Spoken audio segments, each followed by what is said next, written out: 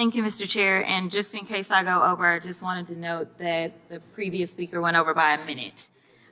We've heard a lot about the fact that Democrats have been talking about Elon Musk.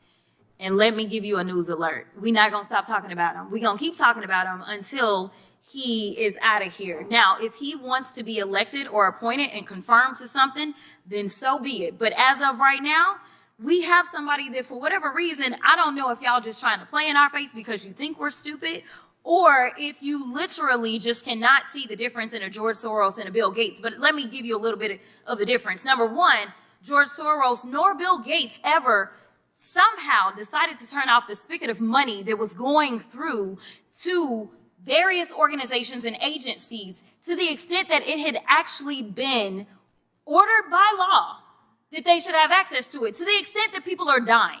There are people that have died as a result of this antic, and there are now farmers that are screaming that they may lose their family farms because we have over $500 million worth of food that is sitting and not going anywhere because of the attempt to shut down USA. The comments made by Representative Jasmine Crockett reveal a profound worry about the unbridled power of influential people, such as Elon Musk, and the larger part that digital companies play in spreading false information. She emphasizes how Musk's actions have had real detrimental effects, such as endangering farmers' livelihoods and harming humanitarian operations, especially by interfering with international aid and influencing public opinion. Crockett makes a clear distinction between responsibility and influence, contending that examination of Musk's actions is both required and unavoidable as long as he has control over public platforms and policy choices. Her criticism goes beyond specific acts and represents a larger need for accountability, truth, and moral leadership in the face of politically or profit-driven disinformation. By doing this, she centers the discussion on the societal repercussions of information manipulation, done with no consideration for the general good, in addition to free expression.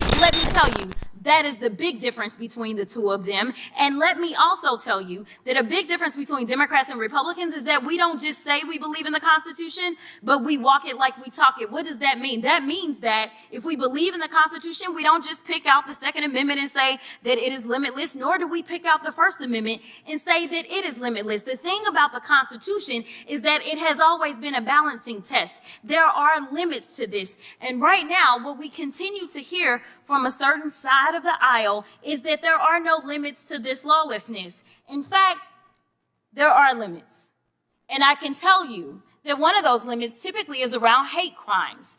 You may or may not know that when it comes down to it, if somebody decides that they want to send something hateful in, say, the U.S. mail, they can actually go to prison for that, up to 5 years in prison. So yes, there are always going to be limits. So when we start to talk about Trump and him being pulled down on any platform, this just happened to be after he incited an insurrection.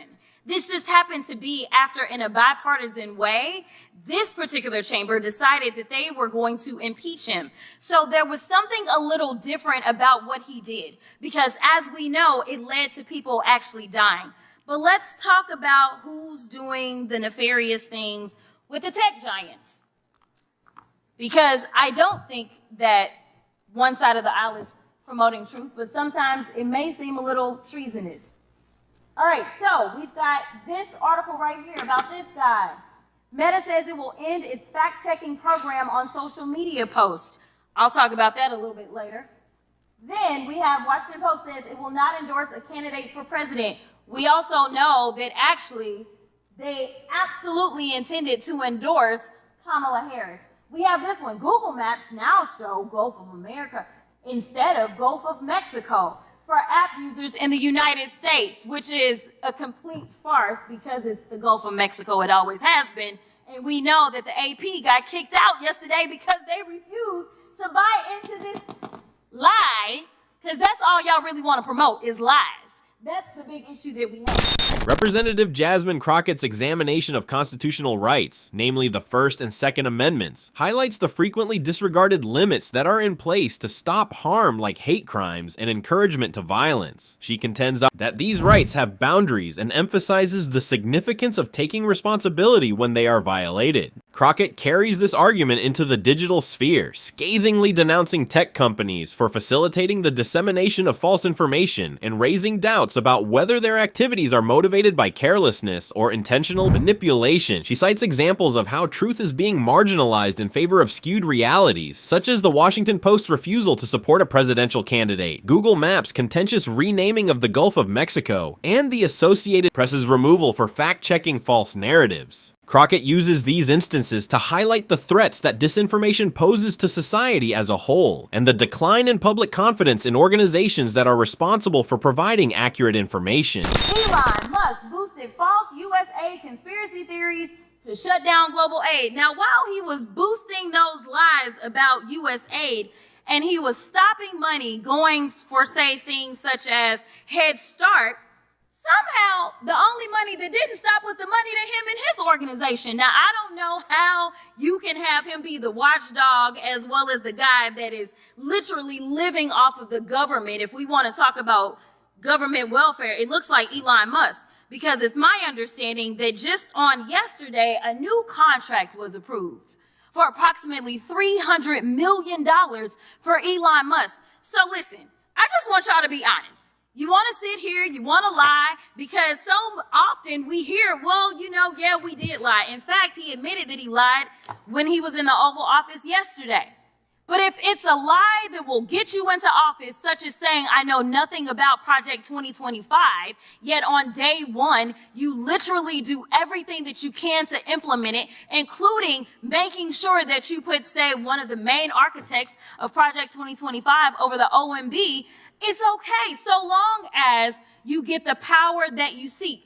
The problem is that the game is going to be on the American people. And when I say the American people, I mean all of us. Unfortunately, I am also stuck in the twilight zone because of the lies that were allowed to be propagated. Just like when you're talking about vaccines and all this nonsense. Right now in my state of Texas, there is an outbreak of measles. And what they are finding is that because there's been so much disinformation about vaccines, that kids are sick right now with measles that they did not have to have if they just trusted doctors and experts instead of randoms online. So I will end by saying this, Mr. Chairman, because I know we believe in Jesus in this chamber.